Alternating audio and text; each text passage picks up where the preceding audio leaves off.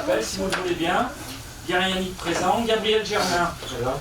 Coralie Morvan, Albert Marel, présent. Catherine Michaud-Valène, Marel, excusez-moi. Grégory Ellenbach, présent. Alexandra Edesheim a donné pouvoir à Lydie Chambeux. Fabrice Matois, présent. Fabienne Cazola-Romaïfer, Michel Fratt, Présent. Béatrice Belmont, présent.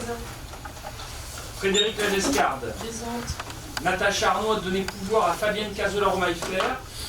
Nathalie Baul a donné pouvoir à Albert Marel. Stéphanie Gendron, présente. Lydie Chambeux, présente. Ludovic Laforêt, présent. Éric Poirier, présent. Céline Matonnet, voilà, absente. Laurine Closon, absente aussi. Didier Debarge, présent. Valérie Merle, présent. Christiane Hardy, présent. Christophe Ollier, présent. Laurence Iacono, présent. Quentin Guilleux, présent. Luc Souliard a donné pouvoir à Christophe Ollier. Stéphanie Gouer-Benec a donné pouvoir à Didier Debarge. Et Marine Millot a donné pouvoir à Valérie Merle.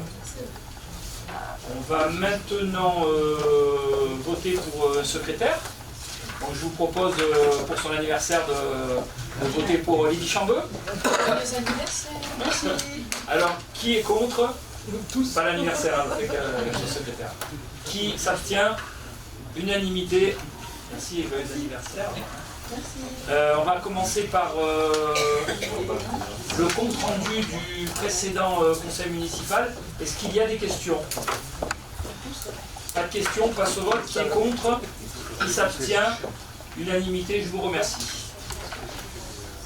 Et c'est Albert qui va présider la séance, étant donné que nous allons voter le compte financier unique et que je ne peux pas mener ce vote. Donc je sortirai, donc ce sera M. Albert Marel qui me représente. On va maintenant passer au rapport numéro 1. Il s'agit du vote du compte financier unique 2024 de la commune. Et je laisse la parole à M. Albert Marel, adjoint aux finances. Merci. Donc nous allons présenter ce soir le compte financier unique, le budget prévisionnel. Vous avez lu dans les convocations les rapports détaillés. Donc là on va en faire une synthèse. Donc, les réalisations 2024. Normalement, ça devrait. Ah, ça y est, non. Sont retracés dans le compte financier unique. Nous vous proposerons l'affectation des résultats et des taux fiscaux 2025. Ces trois points seront soumis au vote. Et ensuite, on détaillera le budget 2025 dont les orientations vous ont été présentées dans l'Europe. Et pour finir, nous parlerons du budget vert. Donc les réalisations 2024. Le compte financier unique. Donc compte financier unique, avant on avait deux comptes, on avait un compte de gestion et un compte administratif. Depuis la nouvelle nomenclature, on peut présenter un compte financier unique, c'est ce qu'on a fait cette année. Ça sera obligatoire l'année prochaine.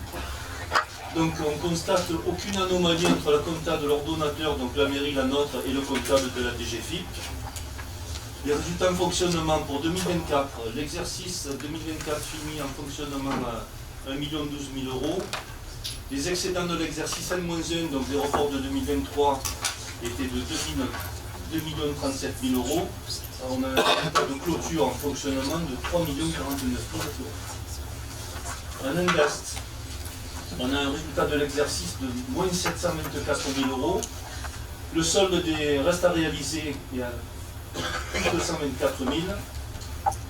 On a un déficit de l'exercice 2023 de 901 000, donc on a un résultat de clôture en déficit de 1 420 000 en investissement. Globalement, on a un résultat pour l'année 2024 de 1 648 278,41 €.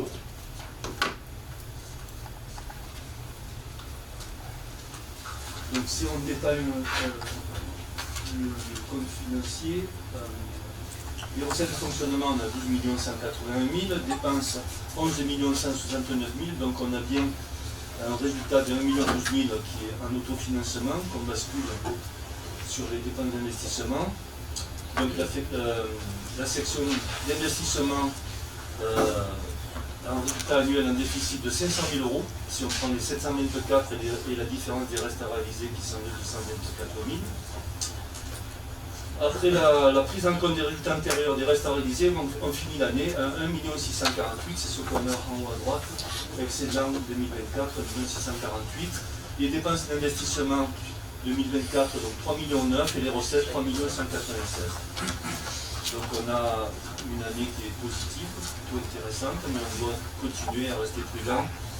Et on peut dire qu'on a une situation budgétaire saine. On va parler des résultats affectés, et après on va parler des taux d'imposition, et après on passera aux questions, et après on va. Donc les résultats 2024 affectés au BP. Donc en fonction du chiffre du compte administratif 2024, on constate un excédent de fonctionnement de 3,49 millions. En investissement, le CA fait apparaître un déficit cumulé 1 625 000. Avec les restes à réaliser qui ont un excédent de 224 000, on a un besoin de financement de la section de 1 401 000. Comme on l'a dit précédemment, le résultat de clôture de 2024 s'affiche à 1 648 000. Donc on vous propose d'affecter les résultats de la manière suivante. Une recette de fonctionnement de 1 648 000 au chapitre 002. Une dépense d'investissement de 1 625 000 au chapitre 001. Et une recette d'investissement pour 1 401 000 au compte 1068 qui permet de couvrir les besoins de financement de la section d'investissement. Et on va finir par les taux d'imposition 2025 qui restent, ils ne vont pas changer, donc ils restent identiques au taux 2024. Donc on a la taxe foncière sur les propriétés bâties à 41,49%, la taxe foncière sur les propriétés non bâties à 41,56% et la taxe d'habitation sur la résidence secondaire qui est à 18,16%. Voilà, j'ai fini la présentation synthétique. Si vous avez des questions, avant qu'on passe au vote, qu'on fasse sortir monsieur le maire pour le compte financier unique. Avez-vous des questions sur le compte financier unique, l'affectation des résultats ou les...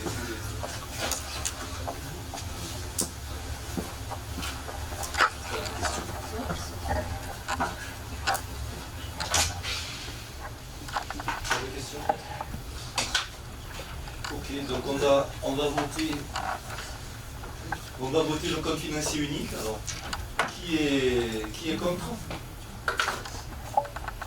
Qui s'abstient? Merci. Vous avez noté? Oui. Pour rappeler le maire.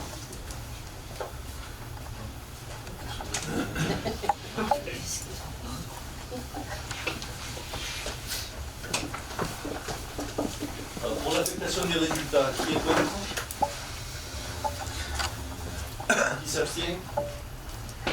Merci.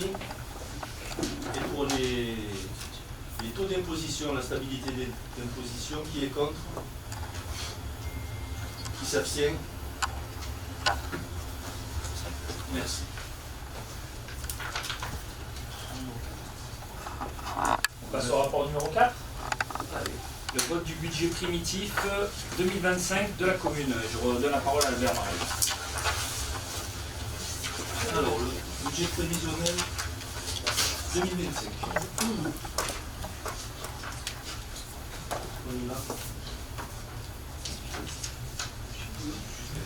On va parler de ça. Vous avez donc un visuel qui synthétise le budget 2025. Vous avez eu un rapport très détaillé il y a 12 jours que vous avez reçu. Alors, le budget prévisionnel 2025 en fonctionnement, 13 742 000 de recettes de fonctionnement, 12 992 000 de dépenses de fonctionnement. On vote un budget en suréquilibre de 750 000 € qui correspond pratiquement au remboursement du capital de la dette. On peut, depuis la nouvelle nomenclature, voter des budgets en suréquilibre. Il n'y a pas beaucoup de communes qui s'aventurent à faire ça. Mais nous, on n'a pas peur. En dépenses d'investissement, on est à 6 338 000 et en recettes à 6 338 000. On a un budget équilibré pour le budget prévisionnel. Donc les points marquants de ce budget, on intègre cette année le périmètre de la caisse des écoles sur le budget de la ville. Donc ça n'a aucun impact sur la trésorerie, c'est des changements d'affectation, des dépenses et des recettes. On a une masse salariale qui augmente moins vite que le glissement vieillesse technicité. On a une forte réduction des pénalités SRU. On a la réduction du coût des fluides, électricité, gaz et eau. Les taux de fiscalité, on vient de les voter, sont maintenus. Les investissements, bien sûr, seront cofinancés principalement avec le département et on continue à poursuivre notre désendettement. On va zoomer les recettes de fonctionnement.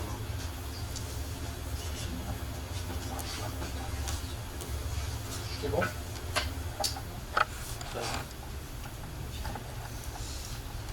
Donc les recettes s'élèvent à 13 742 000. Donc, comme précisé lors de la présentation des orientations budgétaires, la fiscalité locale, principalement la taxe foncière, subira une légère dynamique liée à l'inflation, ce qui représentait presque 100 000 euros. Hier, on a reçu le document officiel, ça représentera 77 000 euros. Le budget prévisionnel, puisque les attributions dans le métropole restent stables. A priori, les dotations de l'État ne devraient pas subir de fortes diminutions pour 2025. Il existe cependant des zones d'ombre, notamment concernant le DILICO. Alors, le DILICO, c'est un dispositif de lissage conjoncturel.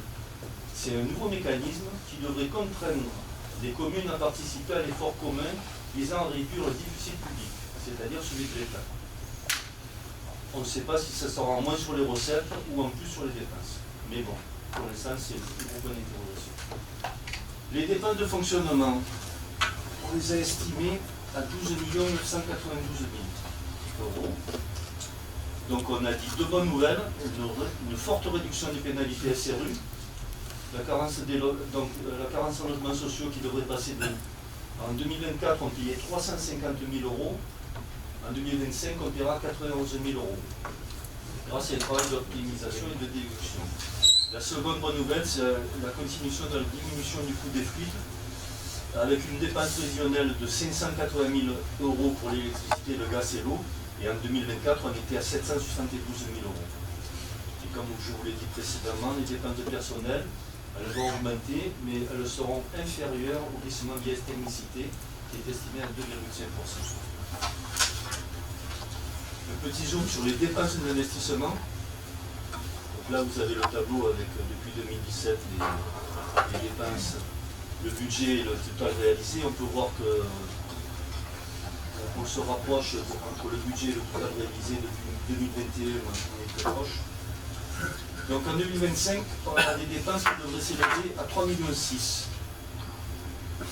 Décomposé avec 3,2 millions de dépenses nouvelles et 400 000 de reports. Bien entendu, la plupart des investissements prévus seront subventionnés par le CD13. Un petit rappel, depuis 2020, nous avons investi 14 millions d'euros, nous avons eu 7 millions de subventions et 2 millions de FCTVA. Les dépenses d'équipement de 14 millions d'euros ont réellement coûté à la commune 5 millions d'euros.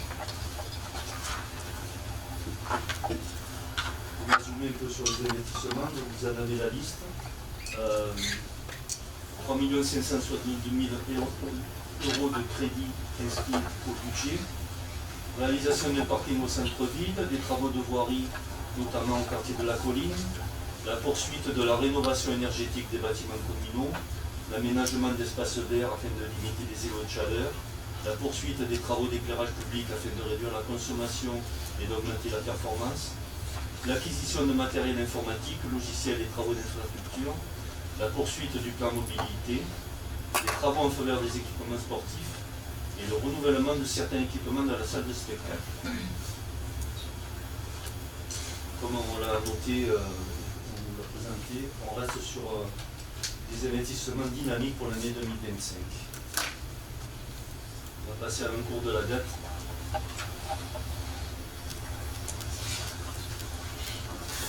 Donc, l'encours de la dette, depuis, nous avons remboursé 5 millions d'euros depuis qu'on est en place.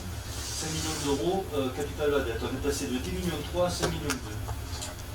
Et dans cette même période, on a investi 14 millions d'euros, ce que j'ai dit précédemment, et on finit l'année avec 1 648 000 en trésorerie. On est passé en dessous du taux d'endettement par habitant, en dessous de la strate nationale. On était, la strate est à 767 euros par habitant. En 2024, on est passé à 754. En 2025, on sera à 670. J'ai fini avec le BP. Si vous avez des questions.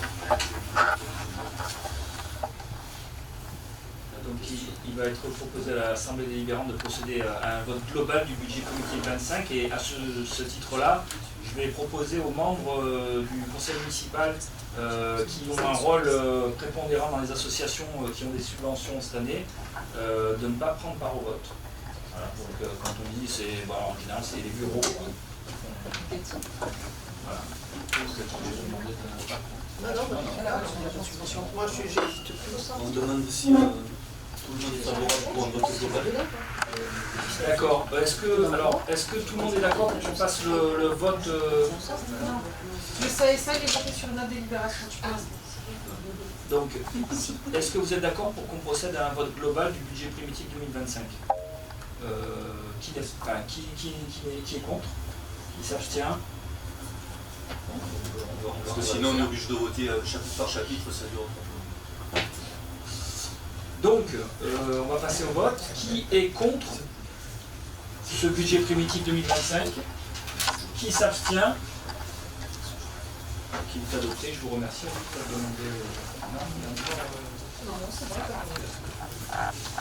On va passer au rapport numéro 5. Il s'agit du vote du budget vert 2025 de la commune. Et je vais redonner la parole à M. Albert Marel. On va attendre qu'il soit rentré. On m'assoit.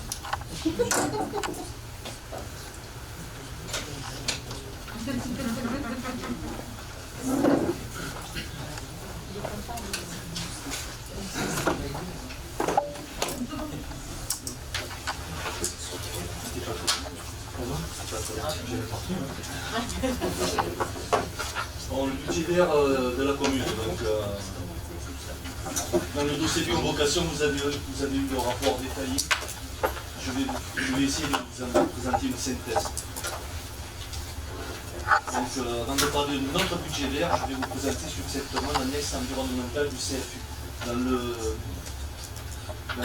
rapport du compte financier unique, on a une annexe obligatoire qui est volontiers. Donc, cette annexe analyse certaines dépenses d'investissement au regard de l'axe lutte contre le changement climatique. Cette annexe est obligatoire pour toutes les communes de plus de 500 habitants. Sur les 2,4 millions analysés par cette annexe, 42% des dépenses sont favorables et 11% des dépenses sont défavorables. Notre budget vert vient en complément de cette annexe environnementale parce que cette annexe ne permet pas une analyse sur les prévisions et une étude d'une partie des objectifs du développement durable. Donc on va présenter notre budget vert. Pourquoi on a fait un budget vert? Au-delà de cette annexe, nous venons de voir, le budget vert nous permet de mesurer l'impact de nos prévisions de dépenses sur l'environnement, sur le développement durable et d'identifier les marges d'amélioration à mettre en œuvre pour poursuivre la démarche de transition de la commune.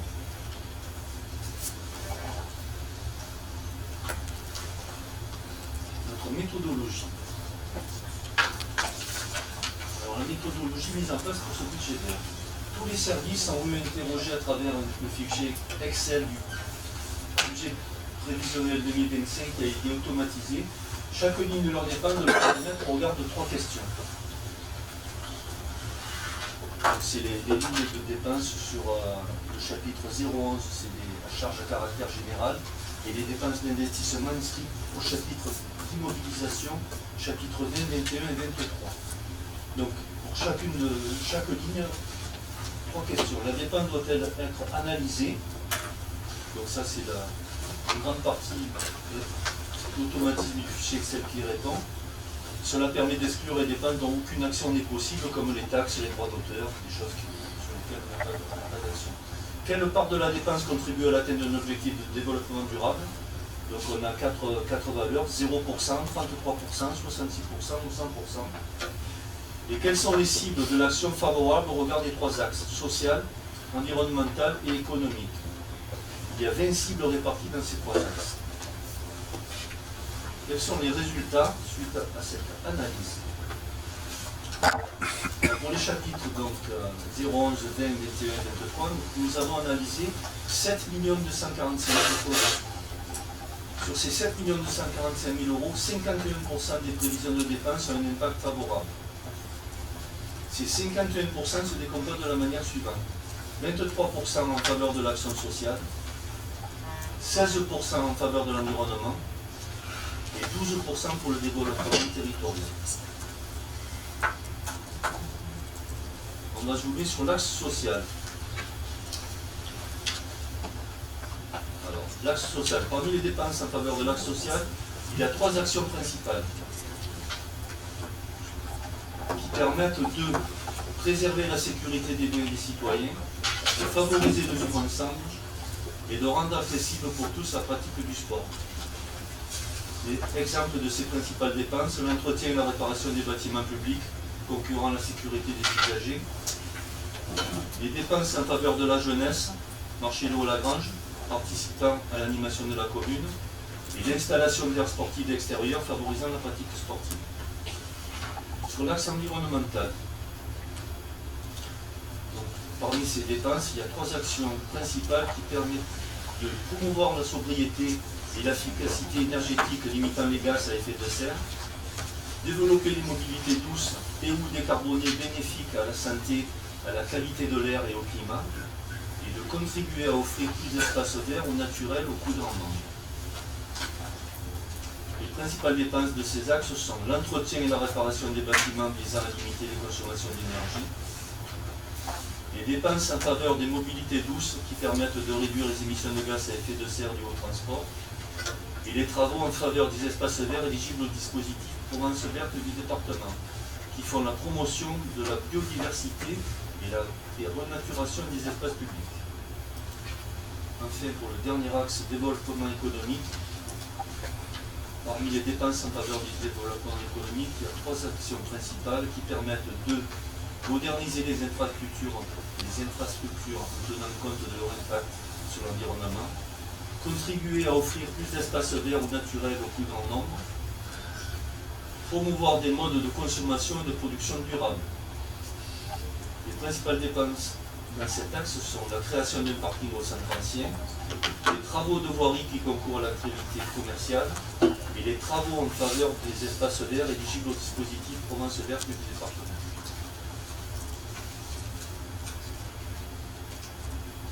Ça, c'est un diapo qui représente en euros les dépenses.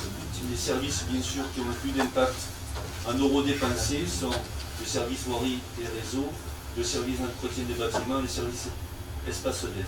Ces trois services représentent à eux seuls plus de la moitié des dépenses prévues en faveur du développement durable. Un autre tableau qui présente les dépenses par service en pourcentage de leur budget. Et là, on voit qu'on a quelque chose qui est beaucoup plus équilibré. On peut constater sur ce graphique que les dépenses prévisionnelles des services sont bien réparties. Cela démontre que chaque service, à la hauteur de son budget, est impliqué dans la démarche de développement durable.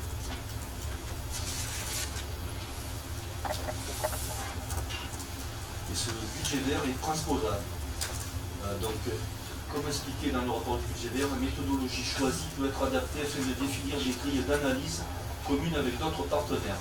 Là, vous avez l'exemple avec le budget de la commune de Dolo, analysé sous le spectre du PAC, le plan d'accélération pour la transition écologique du département, auquel nous avons adhéré par délibération le 21 mars 2024. Le fait que notre budget vert soit adaptable, c'est important, car ça permet que nous parlions du même langage avec nos partenaires, notamment avec le département. Le département conditionne dorénavant l'octroi de subventions versées aux communes qui formalisent leur action favorable vis-à-vis du pacte. C'est chose faite avec notre budget vert. On vous a présenté ce soir. On a les deux principaux engagements qui sont de 1 098 000 et 350 000. Le lien homme-nature, par exemple, promouvoir une alimentation équilibrée et de qualité pour tous, promouvoir des modes de consommation et de production durable, et sensibiliser et éduquer aux enjeux du développement durable, notamment ceux liés au climat, à la biodiversité, à la gestion de l'eau, de l'énergie et des déchets. Le deuxième point, biodiversité et paysage, 350 000 €. Contribuer à offrir plus d'espaces verts ou naturels au plus grand nombre, renforcer l'autonomie alimentaire du territoire tout en préservant les savoirs traditionnels locaux en matière d'agriculture et de gastronomie.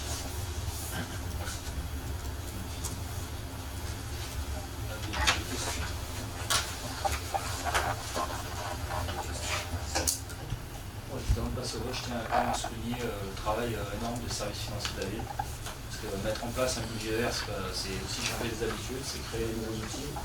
Et en plus, je suis d'autant plus heureux que pour certains d'entre eux, ils sont présents en spectateur. Donc je les remercie pour le travail qu'ils font. Je remercie Agnès. Voilà. Je veux vraiment qu'on les remercie parce que c'est grâce à eux qu'on arrive aujourd'hui à avoir une traçabilité de notre budget qui nous permet de monter des dossiers qui sont très pertinents pour avoir des aides au niveau notamment du pacte avec le département.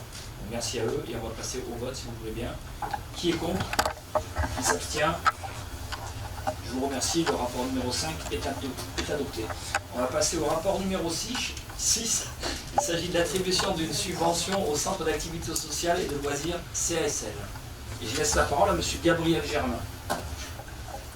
Il est rappelé à l'Assemblée délibérante que les dispositions de la loi 2000-62 du 12 avril 2000 relative aux droits des citoyens dans leurs relations avec les administrations et son décret d'application numéro 2001-495 du 6 juin 2001 concernant la transparence financière des aides octroyées par les personnes publiques impose aux collectivités locales de conclure une convention avec des associations auxquelles elles octroient une subvention d'un montant annuel supérieur à 23 000 €. La convention passée avec le Centre d'activité sociale et de loisirs, donc le CASL, dans le cadre de cette réglementation est arrivée à caducité en 2024. Il est proposé à l'Assemblée délibérante d'octroyer une subvention au CASL pour l'année 2025 d'un montant de 38 000 €. De se prononcer sur la nouvelle convention, préalablement soumise à son examen et annexée à la présente convocation, qui définit l'objet et les conditions d'utilisation de la subvention à l'UE. D'autoriser le maire à signer la dite convention. Étant précisé que les crédits sont prévus au budget primitif 2025 de la commune au chapitre 65. Y a-t-il des questions? Pas de questions? Et avant de voter, il faut que tu sortes.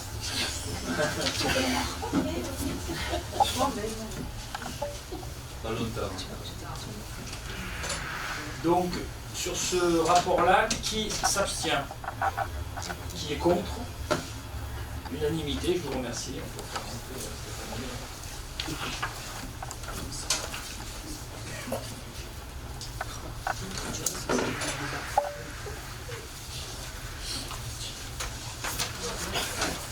On va passer au rapport numéro 7. Il s'agit de l'extension du périmètre du dispositif d'aide à l'embellissement des façades et paysages de Provence du Conseil départemental des Bouches-du-Rhône. Je laisse la parole à Madame Coralie Morvan.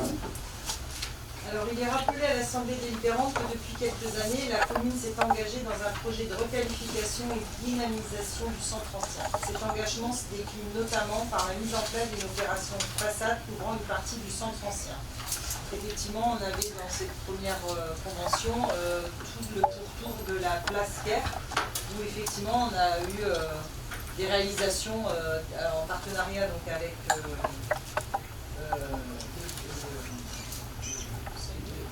l'embellissement de façade. Du coup, on a eu deux dispositifs. Et là, en fait, cette opération qui permet de subventionner les travaux de restauration de façade situés en bordure du domaine public ou visible depuis ce dernier, les propriétaires qui restaurent dans leur façade peuvent ainsi bénéficier d'une subvention.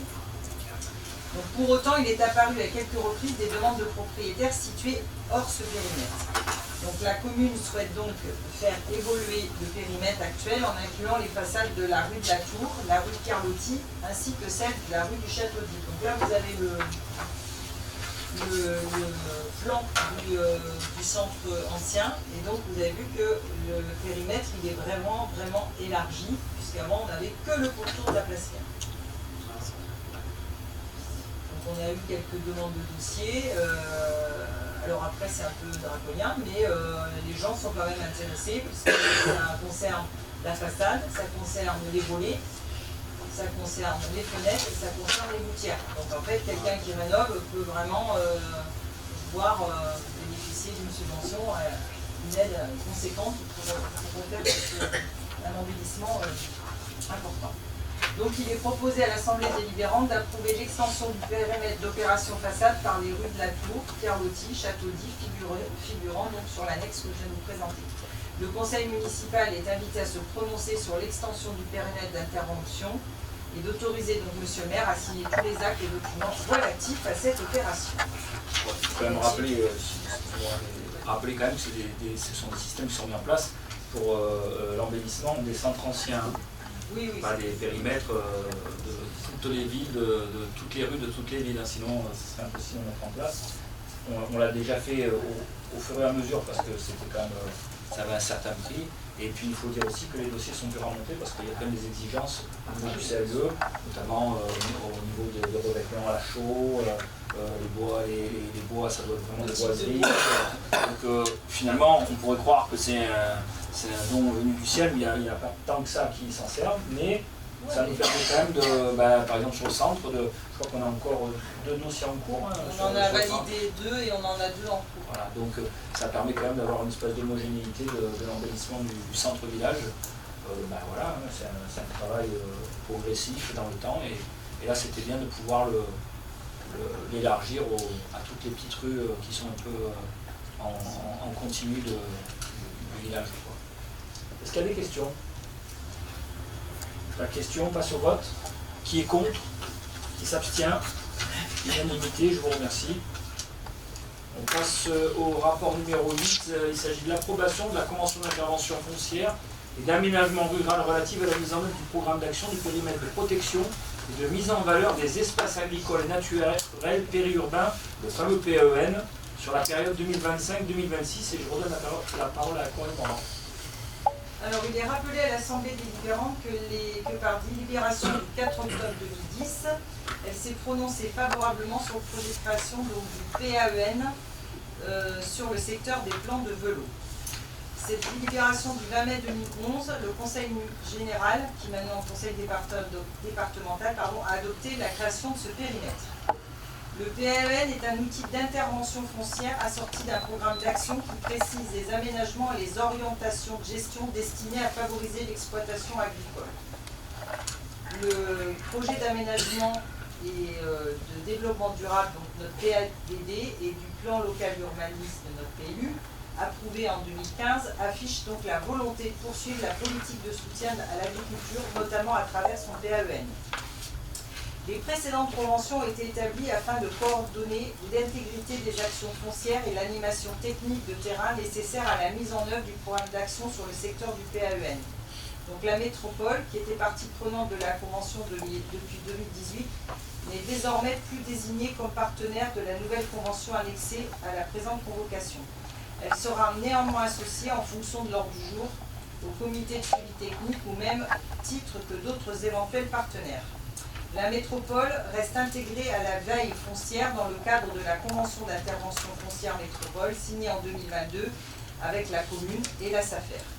Donc cette nouvelle convention annexée à la présente convocation acte une évolution de ses modalités de gouvernance d'animation. Donc la commune s'engage à mettre à disposition un agent communal pour assurer l'animation de la gouvernance, donc les comités techniques, le COPIL, et un lien étroit avec les autres partenaires à favoriser l'émergence de projets locaux dans le domaine agricole et alimentaire, approvisionnement local, la restauration collective, communication et projets pédagogiques visant à développer les liens entre la ville et l'agriculture, et création d'une commission agricole communale. La Chambre d'agriculture reste engagée pour apporter un appui technique à ses partenaires sur la base de missions désormais financées à 80% par le département.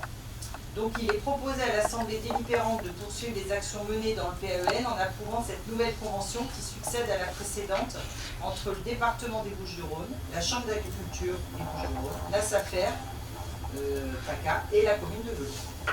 La signature de cette convention préalablement soumise à son examen permettra également de poursuivre les principaux objectifs du programme d'action entre le PAEN pour une durée de 2 ans.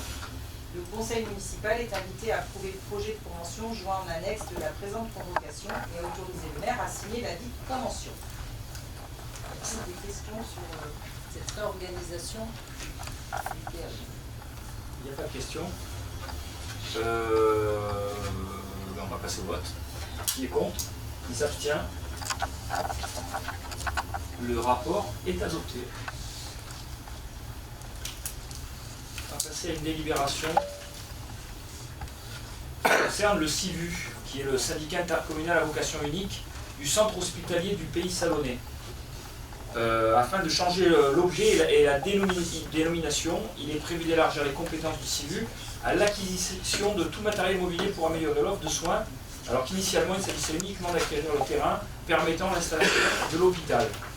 Donc ça va permettre de parler un peu de ce sujet qui concerne notamment tous les Voloxiens, mais aussi tous les habitants du bassin de vie, puisque le centre hospitalier de Salon, pour ceux qui l'ont fréquenté, fréquentant encore, pu bien s'apercevoir qu'il était vieillissant et qui ne permettait pas de répondre aux demandes de soins qui sont celui d'Aix-en-Provence et qui en plus est saturé. Donc sous l'initiative du maire de Salon, Nicolas Lisnard, une mobilisation des 19 communes du bassin de vie salonnais a permis l'acquisition d'un terrain de 9,5 hectares permettant l'accueil de cet hôpital sur une zone périurbaine au sud de Salon. C'est un projet qui va être financé par l'État pour 98 millions d'euros et par les collectivités territoriales, la métropole, le département, la région et la ville de Salon. Le coût global de l'opération est de 167 millions d'euros et permettra d'accueillir 245 lits, 1200 professionnels de santé, techniques et administratifs. Le jury de concours est en cours. Nous avons donc un schéma de principe, mais pas encore les images de l'architecte choisi.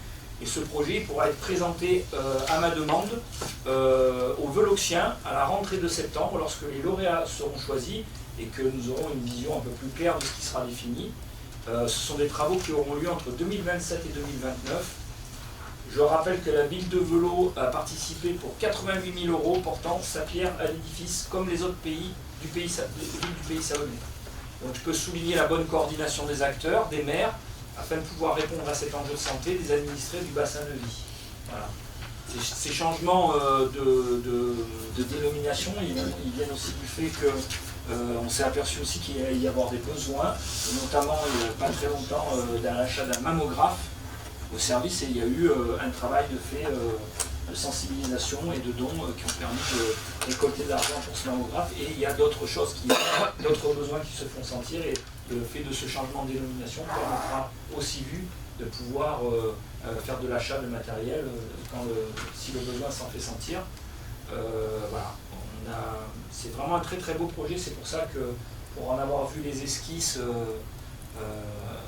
il y a quelques mois sur Salon, j'avais pris rendez-vous donc avec les responsables qui le présentent, mais c'était mieux d'attendre justement qu'il y ait le travail qui soit fait avec le bureau pour avoir quand même une vision un peu plus claire de ce qui sera fait. On fera une réunion, on organisera une réunion.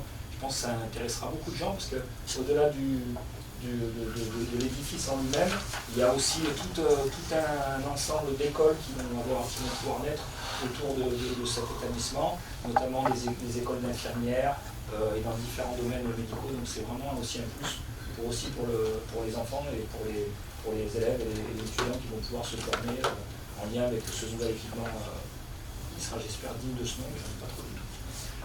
S'il n'y a pas de questions, il n'y a pas de vote. Si, on va voter justement pour le changement de dénomination notamment. Est-ce qu'il y a des questions? Donc on va passer au vote. Qui est contre? Qui s'abstient? Donc unanimité pour ce rapport. Ce qui va nous permettre d'encore plus rapidement passer au rapport numéro 10. Il s'agit de décision du maire. Donc les premières décisions, elles concernent des conventions de mise à disposition, comme on le fait souvent, pour des locaux, des minibus, pour des associations, ainsi qu'une mise à disposition d'un fourgon communal pour les Restos du Cœur, afin qu'ils puissent transporter des denrées collectées sur vélo jusqu'au hangar de stockage du centre de Rognac. On retrouve ensuite des attributions de concessions dans le cimetière communal, lancement d'une procédure de reprise des concessions en état d'abandon ou échu, non renouvelée. La décision suivante concerne des baux pour les boutiques éphémères. Puis nous retrouvons une demande de subvention auprès de la région Sud dans le cadre du plan solaire pour la rénovation de l'étanchéité de la toiture de l'espace Nova, Velo, et pour la construction d'une centrale photovoltaïque en autoconsommation collective sur cette toiture. Je rappelle que le but n'était pas à la base de faire la rénovation de l'étanchéité de l'espace Nova, on n'a pas de souci particulier, mais dans le cadre de l'obtention de subventions et de ces travaux de photovoltaïque, il faut qu'il y ait ce travail en amont fait qui nous permet d'être rassurés quand il y aura l'installation photovoltaïque, de ne pas avoir de problème par la suite en lien avec l'installation de ces dénommées installations photovoltaïques. Voilà. Pour l'urbanisme, ensuite, on retrouve aussi une décision de non-opposition à la déclaration préalable de travaux relatifs à ces panneaux photovoltaïques. Et enfin, pour la culture, on retrouve une convention de mise à disposition de l'espace Nova dans le cadre d'une exposition de sculpture du 6 mars au 2 juin 2025. On passe au rapport numéro 10. Ah ben non, c'est la même chose. Donc il n'y a pas de vote. Et je crois que nous avons terminé. Il n'y avait à ce jour pas de questions de l'opposition. J'imagine que tout va bien. On peut s'en réjouir. Donc si vous en êtes d'accord, on va déclarer clos ce conseil municipal. Remercier une fois de plus Télé Vélo qui est toujours présent et les services qui sont là aussi pour nous accompagner. Merci à tous. Et bonne fin de soirée.